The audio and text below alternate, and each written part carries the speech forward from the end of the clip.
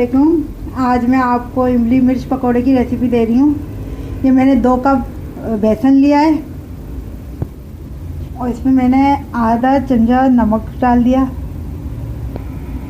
ये मैंने आधे चमचे से थोड़ा सा कम बेकिंग सोडा ले लिया है। अब इसको मैं गाढ़ा सा बैटर बना लूँगी इसका।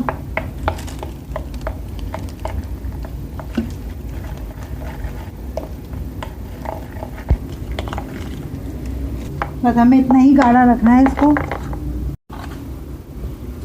ये हमने लिया है 4 हमने बड़े चमचे धनिया पाउडर लिया है।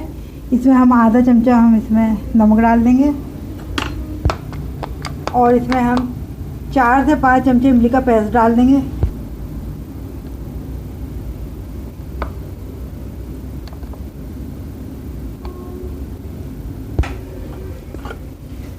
और थोड़ी सी ही हम इसमें लाल मिर्च पाउडर मिला देंगे।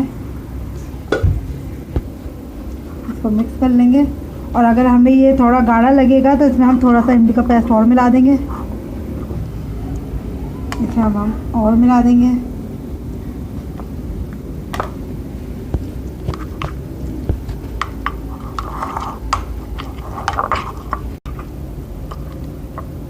ये तैयार हो गई है। अब इसे हम मिर्चों में भर लेंगे। ये हमने मिर्चें ली हैं और इसके अंदर हमने इसके बीज निकाल दिए थे।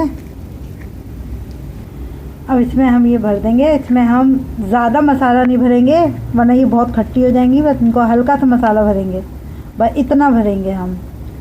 बस इतना ही मसाला भरेंगे। इतना से हम सारी मिर्चें भर लेंगे। तो हमने मसाला भर लिया है। अब हम इसको तल लेंगे।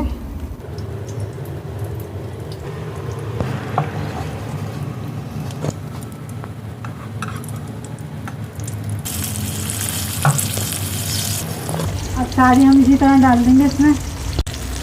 ये मिर्चें तैयार हो गई हैं। अब हम इन्हें निकाल लेंगे। इमली मिर्च पकोड़ा तैयार है। इसमें हमने थोड़ा सा ऊपर से चाट मसाला छिड़का है। ये बहुत मज़ेदार है।